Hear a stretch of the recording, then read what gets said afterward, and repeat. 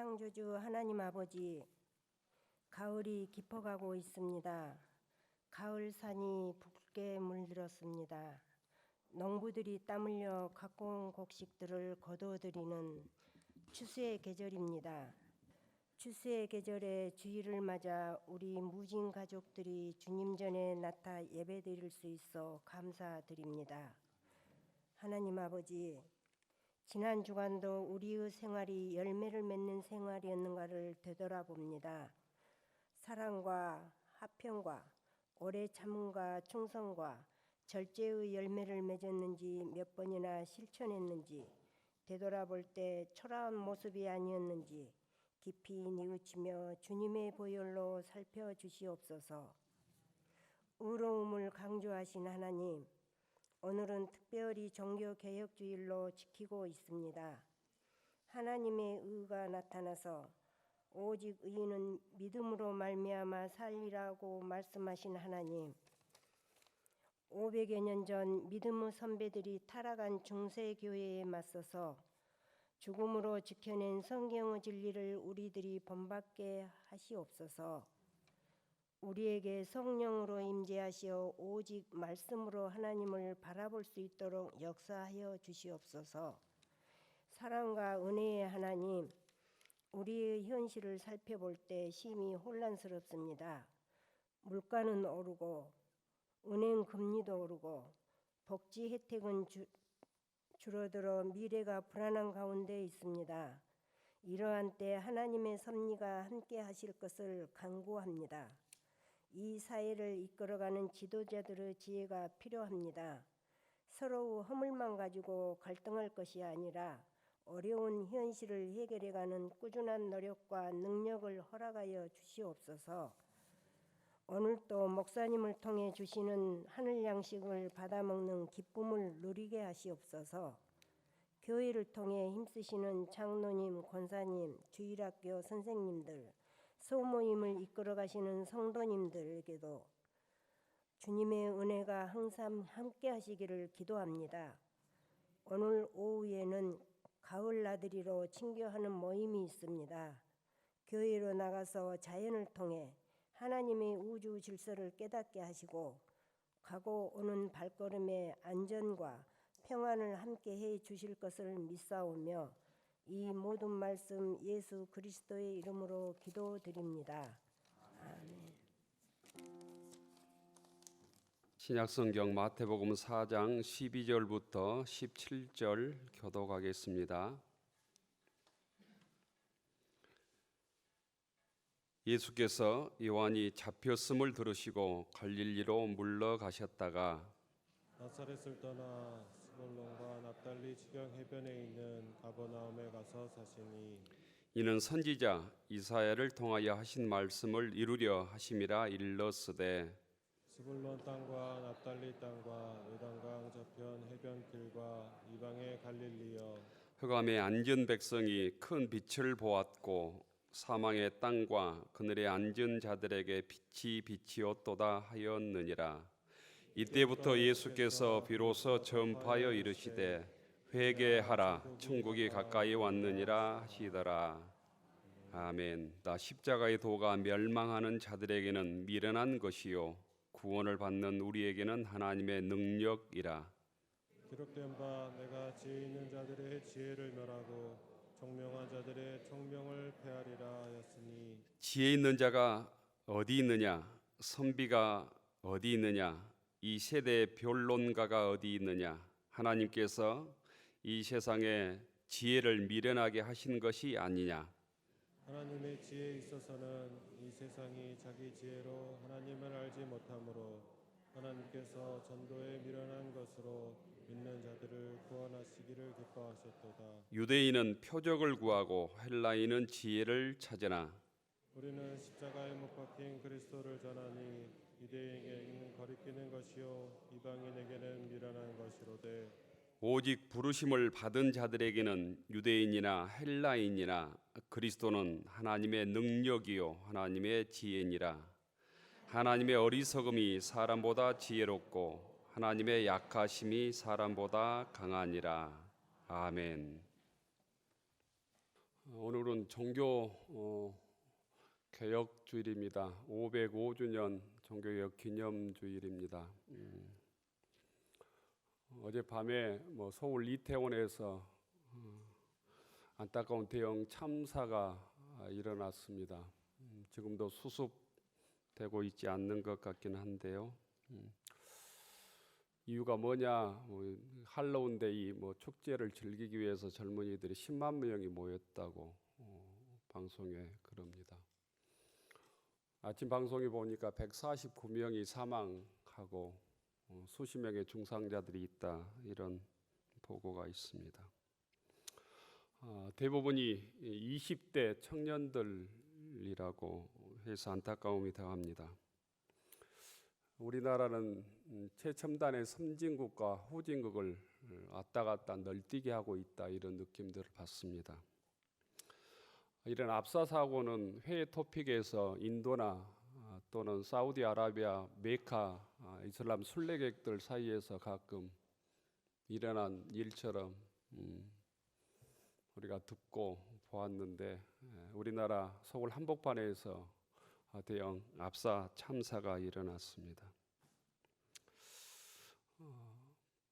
보통 저희들은 잘 이해가 되지 않는 어떤 사고인데, 할로윈 축제, 할로윈 데이는 10월 31일을 기념하기 위한 축제입니다. 소위 만성절을 기념하기 위한 축제인데요. 미국 전역에서 다양한 복장을 입고 벌이는 축제이고, 원래 이 축제의 기원은 켈트족부터 시작되었다고 그러죠. 켈트족은 한 해의 마지막 날이 되면, 켈트족은 10월 31일이 곧 한 해의 마지막 날이었습니다. 그래서 새해를 맞이하기 위해서 음식을 마련해 놓고 곧 죽음의 신에게 소위 제사를 드림으로써 신을 달래고 영혼들을 달래는 악령을 쫓는 습성이 있었답니다. 이때 악령들이 해칠까 두려워서 여러 가지 기괴한 복장을 하고 호박으로 여러 가지 문양을 만들고 쓰고 그러잖아요. 악령으로 착각하기 위해서 기괴한 모습으로 꾸미는 풍습이 있었는데, 이게 할로윈 데이의 원형이 되었다고 그러죠.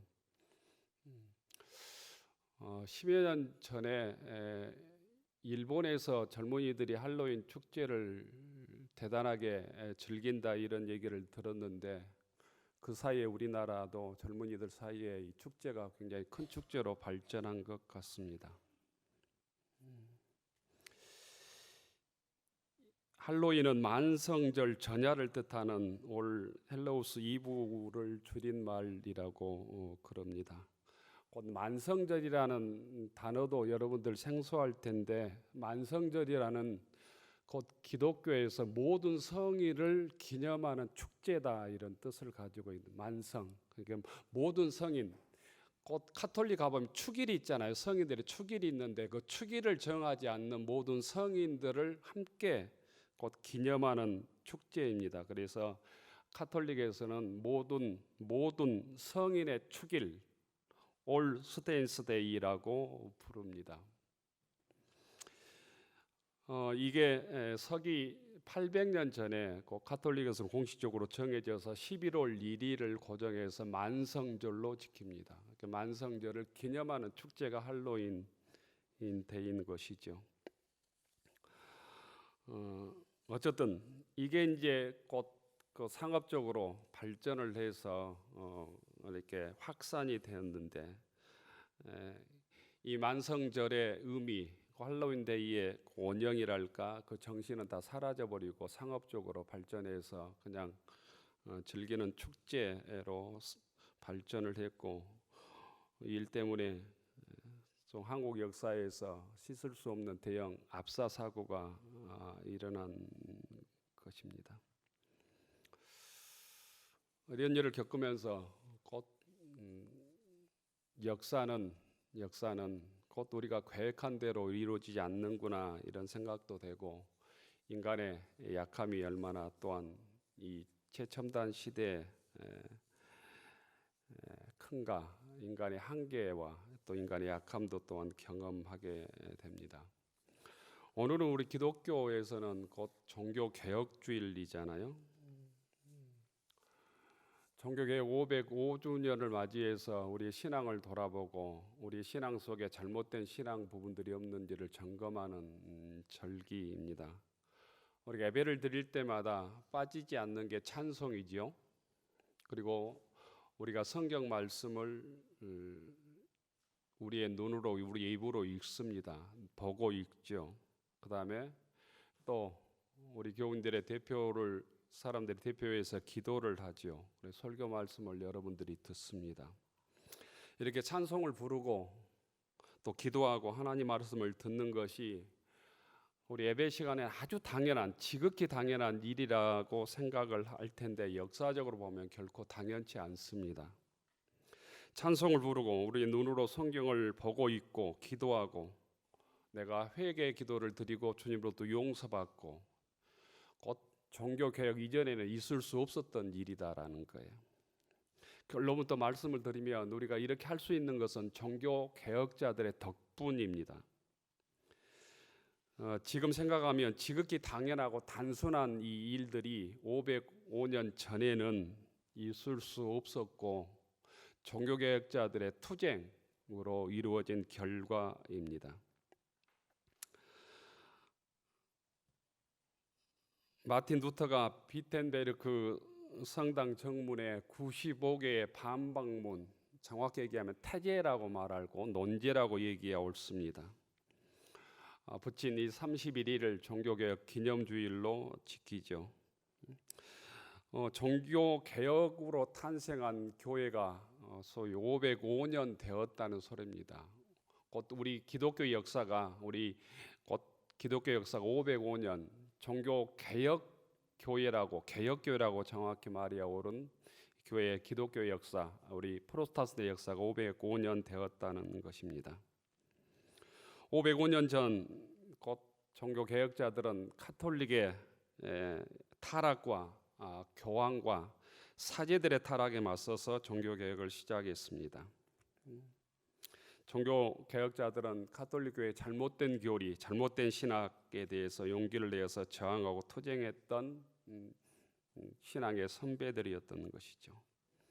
루터 이전에도 많은 종교개혁자들이 있었습니다. 실패했지만 체코의 얀 후스, 또 프랑스의 피에로 발도, 영국의 존 위클리프가 대표적인 사람들입니다. 우리가 종교개혁자면 마틴 루터나 존 칼빈만 알고 있지만 필립 멜라니톤, 토마스 윈처, 제네바의 장 깔뱅, 스위스의 울리 츠붕글리, 이런 많은 곧 우리가 잘 알지 못하는 수많은 종교개혁자들의 헌신이 있어서 이 교회가 설립이 되고 우리가 종교개혁의 신앙을 곧 가지고 신앙생활하고 있는 것이죠. 종교개혁을 일으키고 종교개혁에 참여했던 사람들을 프로테스탄트라고 부릅니다. 곧 저항하는 사람들, 또 이의를 제기하는 사람들이라는 뜻을 가지고 있습니다. 1529년 독일의 제국의회에서 마틴 루터가 그때 독일 황제였던 칼 5세와 카톨릭 권력자들 앞에서 자신의 생각을 당당하게 외쳤던, 항변했던 데서 유래되었습니다. 종교개혁은 프로테스탄트라는 말 속에 담겨져 있다고 해도 과언이 아닙니다. 그럼 무엇에 종교개혁자들은 저항했는가? 무엇에 문제를 제기했는가? 곧 잘못된 신앙, 잘못된 교회의 제도, 카톨릭 제도에 대한 저항이었습니다. 서구 중세 사회는 곧 간단하게 얘기하면 종교사회입니다. 기독교 종교사회라고 말할 수 있습니다. 일반 평민들은 우리가 중세에 살았으면 교육을 받을 수 없었습니다. 성경은 우리말, 라틴어, 이 독일 말이 아니라 일반 사람들이 읽을 수 없는 소위 라틴어로 되어 있어서 성직자들의 전유물이었고 성직자들이 가르쳐 준 대로 성경을 알 수밖에 없었습니다. 많은 사람들은 구원의 조건으로 딱 한 가지였습니다. 곧 선행과 공로, 쌓으면 천국 간다고 얘기를 했습니다. 그래서 수많은 사람들이 천국 가기 위해서 선행을 쌓았고 공로, 이 많은 선한 일을 쌓았고 또 그것을 위해서 나중에 타락한 면죄부를 사기에 바빴습니다. 곧 구원받기가 너무 많은 비용이 들었던 것이죠. 종교는 사람을 구원하는 것이 아니라 반대로 고통 속에 몰아넣었습니다. 박제화된 교리, 박제화된 신앙 때문에 곧 중세시대 사람들은 종교 때문에 자유를 얻는 것이 아니라 종교 때문에 온갖 고통을 당했다는 것입니다. 마틴 루터는 이런 가톨릭 교회의 교리와 제도, 교황의 권위에 저항했습니다. 오직 믿음, 오직 은총만이 유일한 우리 구원의 조건이라고, 또 우리의 유일한 기준은 교황의 말이 아니라 성경이 우리의 신앙의 기준이라고 그 시대 곧 기득권자들에게 저항한 것입니다. 오늘 우리들이 누리고 있는 모든 이런 곧 신앙의 자유는 종교개혁자들의 피와 땀의 열매를 우리가 먹고 마시는 것입니다. 우리가 성경을 보고 우리가 기도하고 찬송을 하고 그냥 주어진 일이 아니라는 것을 우리가 알아야 합니다. 우리 신앙인의 유일한 기준을 우리 이 개신교는 성경으로 둡니다.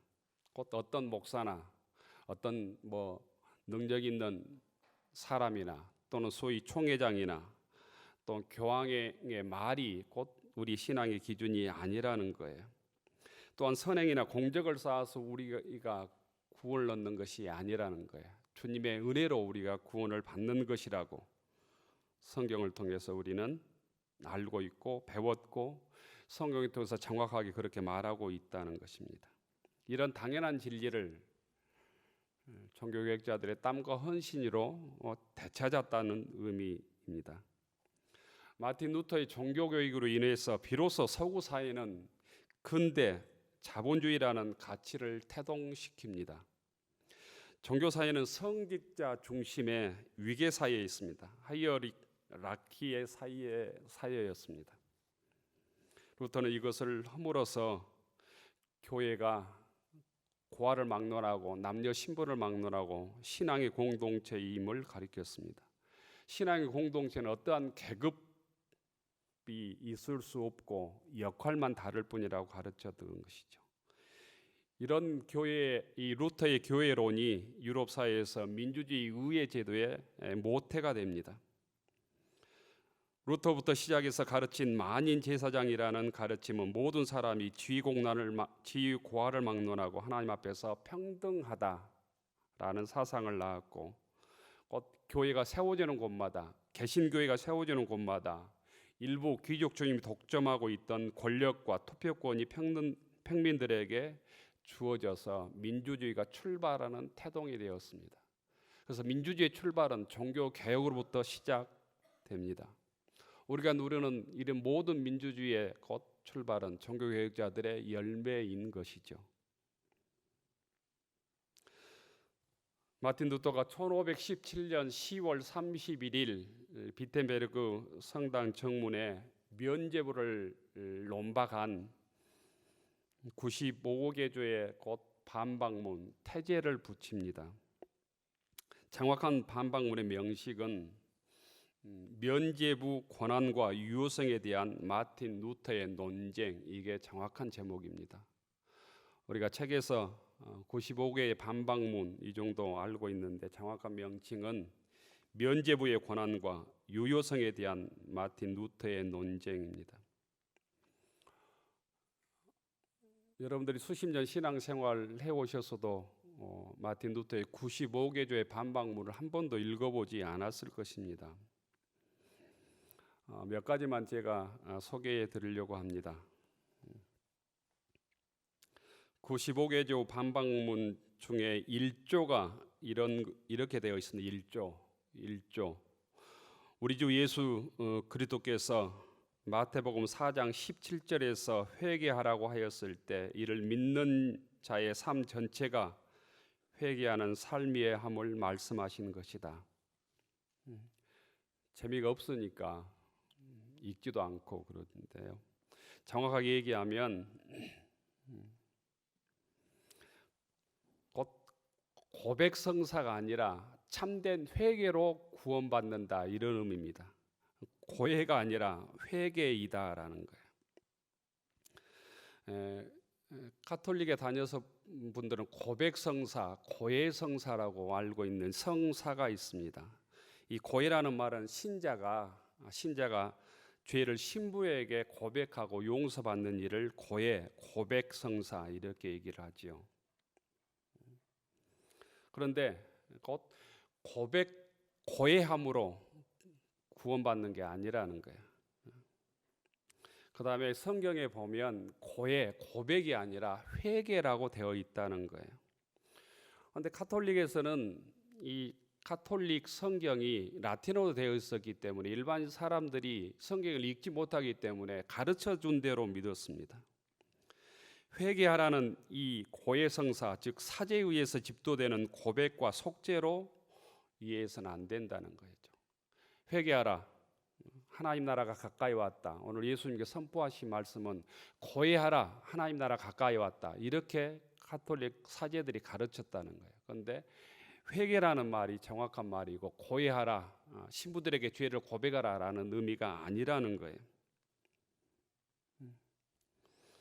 네덜란드 유명한 인문주의 종교개혁자가 에라스무스입니다. 에라스무스도 1년 전에 루터의 반박문 내걸기 1년 전에 회개하라, 천국이 가까이 왔다 이렇게 번역하고 해석해야 맞는다고 주장을 했습니다.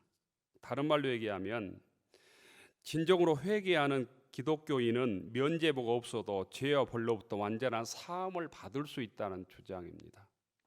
사제가, 가톨릭 신부가 내 죄를 용서해야만 구원받을 수 있는 것이 아니라 참되게 회개하면 우리가 하나님의 은혜로, 주님의 은혜로 구원받는 주장이 곧 마틴 루터가 내걸었던 곧 반박문 95개의 반박문 첫째 곧 1조의 그 내용이라는 거예요.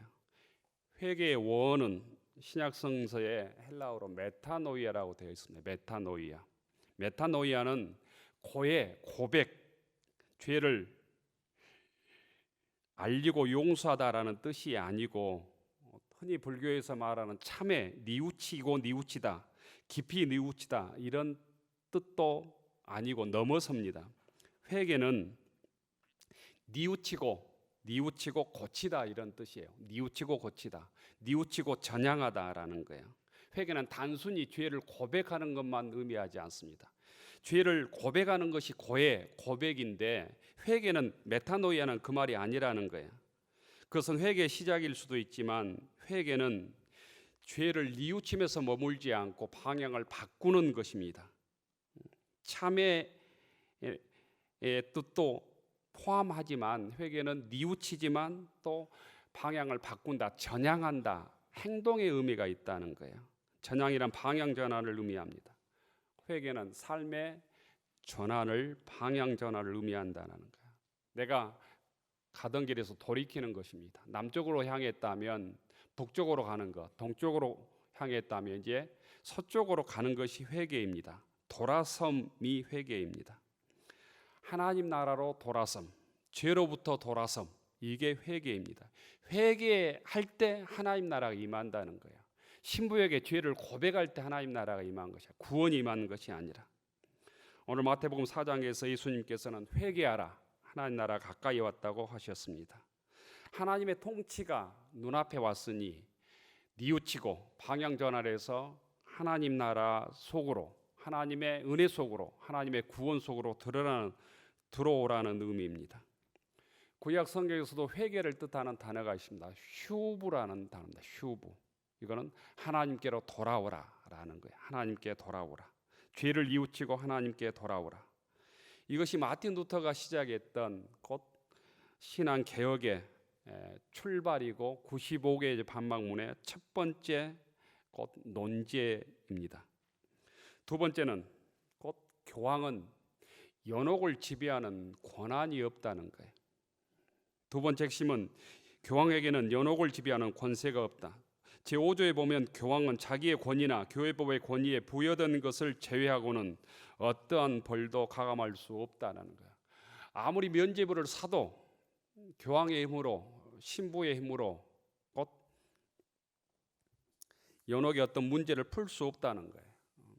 지옥에 있는 사람을 연옥으로 끌어올릴 수도 없고 연옥에 있는 사람을 천국으로 끌어올 수 없다고 주장하는 게 곧 방법물의 5조의 내용입니다. 교황의 면죄부는 아무리 하찮은 죄라도 사할 수 없다는 거예요. 수억 원의 면죄부를 사도 사람의 죄를 사할 수 없다는 것입니다. 오직 십자가의 은혜만이 우리의 죄를 사할 수 있다는 것입니다. 셋째는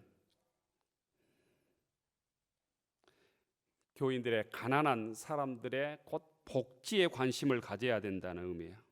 43조에 보면 이렇게 되어 있습니다.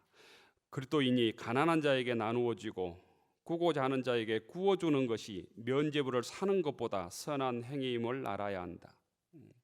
면죄부를 사는 일보다 굶어 죽어가는 사람을 살리는 것이 더 큰 하나님의 선한 행위이다라는 거예요. 45조에 보면 궁핍한 사람을 보고도 이를 지나치면 면죄부를 사는 사람은 교황의 면죄부가 아니라 하나님의 진노를 사는 것임을 알아야 한다. 면죄부를 아무리 살지라도 죽어가는 사람을 못 본 척하면 하나님의 진노를 살 수밖에 없다고 선포하고 있는 것입니다. 505년 전에 마틴 루터는 잘못된 교회의 교리, 중세 카톨릭의 권위에 도전해서 곧 성경의 본뜻을 우리들에게 알려주고 신앙의 자유를 우리에게 주셨습니다. 그 은혜를 우리는 먹고 입고 지금 살아가고 있는 것입니다. 오늘 우리들에게 주어진 종교개혁의 곧 사명, 임무, 우리가 해야 될 종교개혁들은 어떤 것일까 생각해 봅니다. 우리들에게 진정한 종교개혁은 참된 회개로부터 시작되어야 됨을 주님께서 우리들에게 알려줍니다. 오늘 마태복음 4장 17절에 보면 회개하라, 천국이 가까이 왔다. 회개하라, 하나님 나라가 가까이 왔다고 선포하고 있습니다. 곧 주님 앞에 하나님의 나라의 주인공이 되기 위해서는, 우리가 천국 백성이 되기 위해서는 주님 앞에서 진실로 회개하고 거듭나야 된다는 거예요. 죄에서 돌이켜서 주님께 돌아가야 된다는 의미입니다. 그럴 때 주님께서는 십자가의 은혜로 우리의 죄를 사해 주시고 우리를 하나님 나라의 주인공으로, 주의 백성으로 삼아 주실 줄로 믿습니다. 교우 여러분, 세상으로 향하는 마음에서 주님께로 우리의 마음들을 돌이키는 교우들이 되기를 원합니다. 물질만 있으면, 돈만 있으면, 세상의 권력만 차지하면 행복할 것이라는 마귀의 달콤한 유혹으로부터 주님께로 돌아가야 합니다. 세상 탐욕의 마음을 빼앗기는 모든 것에서 돌이켜서 회개하고 주님의 말씀을 붙들어야 합니다. 내 욕심을 채우기 위해서 시기와 미움, 질투의 포로에서 돌이켜서 주님의 사랑을, 십자가의 사랑을 붙드는 교우들이 되기를 원합니다. 두 번째는 우리의 신앙생활의 중심이 사제가 아니라, 가톨릭 교황이 아니라, 어떤 전통이 아니라 곧 우리의 신앙의 중심은 성경과 곧 교회라는 것입니다. 교회. 많은 교회가 세상으로부터 욕을 먹고 손가락질을 받다 보니까 우리들도 교회를 우습게 보고 하찮게 보고 귀하게 여기지 않는 교우들이 갈수록 많이 생겨납니다. 그러다 보니까 하나님을 두려워하지 않고 자기 마음대로 신앙생활하는 경우들이 참 많이 생겨납니다. 세상에서 즐기고 주일임에도 불구하고 세상 사람들과 중요하다는 핑계로 온갖 만남을 다하고 스케줄이 없을 때 주일 나오는 것으로 착각하는 교우들이 많습니다. 할 일이 없으면, 스케줄이 없으면, 날씨가 좋지 않아서 야외로 나갈 수 없으면 교회 나오고 예배드리는 성도들이 갈수록 늘어납니다. 하지만 신앙생활의 기초, 주춧돌이 주의 몸된 교회임을 잊어서는 안 됩니다. 존 칼빈은 교회는 신앙의 어머니다 이렇게 선포했습니다. 우리가 거룩이 주의를 지킬 때 그 신앙인은 세상과 구별된다는 의미입니다. 여러분이 세상과 구별되는 아주 간단한 것은 이 주일날, 주의 날 거룩이 예배 자리에 앉아 있을 때 우리가 어떤 삶을 살든지 세상과 구별된 하나님의 자녀로서의 삶을 시작하게 된다는 의미입니다. 신앙인들 예배를 드릴 때 세상과 구별되고 하나님의 자녀임이 증명됩니다. 우리들이 하나님의 말씀을 들을 때 주의 백성들이 세상과 구별되는 것이죠. 우리가 주의 말씀에 순종할 때 우리가 구원받은 주의 백성임이 드러나는 것입니다. 교우들이 서로 사랑할 때 세상과 구별되고 거룩해진다는 것입니다. 여러분들께서 주의 제단을 더욱 아끼고 사랑할 수 있기를 원합니다. 거룩이 구별하여 주의를 지킬 수 있기를 주의 이름으로 축원합니다. 이 작은 일들이 지켜지지 않을 때 우리의 신앙은 지켜지지 않는 것입니다. 예배 시간도 마찬가지입니다. 주일날 저보다 더 늦게 들어온 사람은 회개하셔야 돼요. 저보다 예배당에 더 늦게 들어오고 예배를 바로 드릴 수가 없습니다.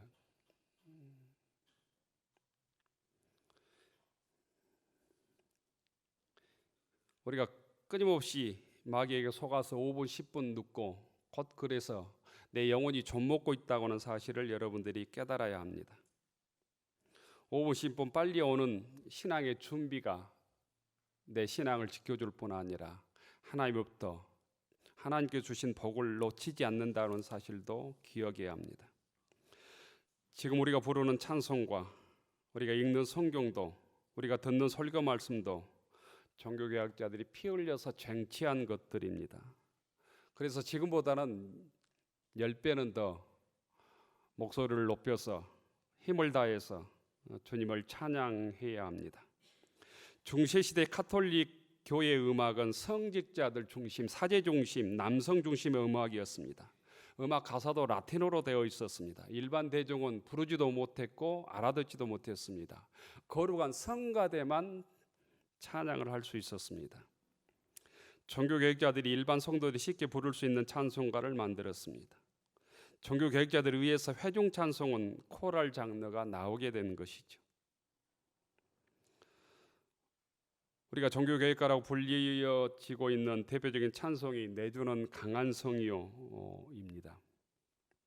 이 곡은 독일에서 가장 유행하고 있던 세속 가사, 이 멜로디의 가사를 붙이는 것입니다. 찬송가에 보면 독일 국가도 영국 국가의 곡조도 있습니다. 세상 사람들이 쉽게 부를 수 있는, 우리로 얘기하면 지금 유행가 가사에 곧 신앙의 곡조를 붙였다는 의미입니다. 그래서 우리가 종교개혁자들의 유산인 찬양하는 것, 찬송을 하는 걸 더 열심히 기쁨으로 해야 합니다. 또한 종교개혁자들이 성경을 소위 독일 성경으로 바꿔서 모든 대중들이 읽을 수 있도록 했습니다. 그런 의미에서 우리가 더 열심히 성경을 읽어야 합니다. 소리내서 읽어야 합니다. 우리 모두는 종교개혁자들의 후예들입니다. 종교개혁자들 후예들로서 종교개혁자들이 붙들었던 곧 신앙을 붙들어야 합니다. 우리가 알고 있는 것처럼 오직 은혜로, 오직 믿음으로, 오직 성경으로, 오직 그리스도로, 오직 하나님께 영광의 이 모토를 붙들어야 한다는 것입니다. 오늘 우리들에게 종교 개혁의 주체는 나 자신입니다. 하나님 앞에서, 주님 앞에서 여러분이 개혁해야 될 신앙의 잘못된 잔재들이 어떤 것들이 있습니까? 이것들을 이 시간 끊어내는 시간이 되기를 원합니다. 교회 생활 속에서 여러분이 고치고 바꿔야 될 것들이 무엇입니까?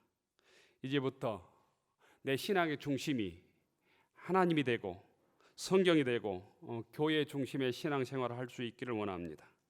세상 것에서 마음을 빼앗겼던 것에서 돌이켜서 주님께 돌이켜야 합니다.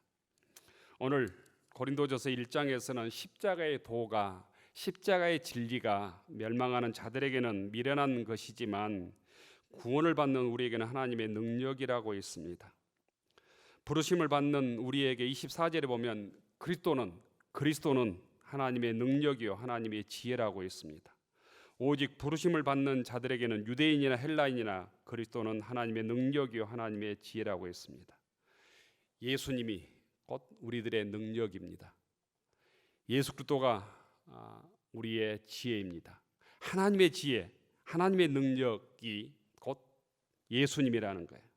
하나님의 능력이며 지혜인 예수 그리스도를 나의 그리스도로, 나의 구주로 고백하고 주님의 말씀에 순종하며 살아가는 믿음의 권속들이 되기를 축원합니다. 또한 종교개혁자들의 신앙을 이어받아서 오늘 주님께서 보기에 아름답지 못한 잘못된 신앙의 유산들, 신앙을 빙자한 신앙의 껍데기들을 청산하고 오직 믿음으로, 오직 주님의 은혜로, 오직 주님의 말씀으로, 오직 하나님께 영광 돌리는 믿음의 삶을 살아갈 수 있기를 주의 이름으로 축원합니다. 기도하겠습니다. 은혜로우신 하나님, 저희들의 굳어진 신앙을 개혁하게 하옵소서. 우리들의 무디어진 심령 주의 말씀에 민감하게 하시고 주의 말씀에 겸손히 순종케 하옵소서. 예수 그리스도가 하나님의 능력이며 하나님의 지혜임을 깨달아 예수님 말씀 따라 살아가게 하옵소서. 이 풍성한 계절 때 알곡처럼 알곡의 신앙으로 거듭나게 하셔서 하나님께 영광 돌리게 하옵소서. 오직 믿음으로, 오직 은혜로, 오직 주님의 말씀을 붙들며 하나님의 백성으로 참되게 회개하고 거듭나서 주의 자녀로 살아가게 하옵소서. 예수님 이름으로 기도 올리옵나이다. 아멘. 하늘로로 축원하옵나니 이제는 예수 그리스도의 은혜와 하나님 아버지의 극진하신 사랑하심과 우리 함께 하시며 우리를 지키시고 우리를 인도하시는 보혜사 성령의 역사심이 종교개혁 505주년을 맞이하여 진실로 회개하고 주님께 돌아가며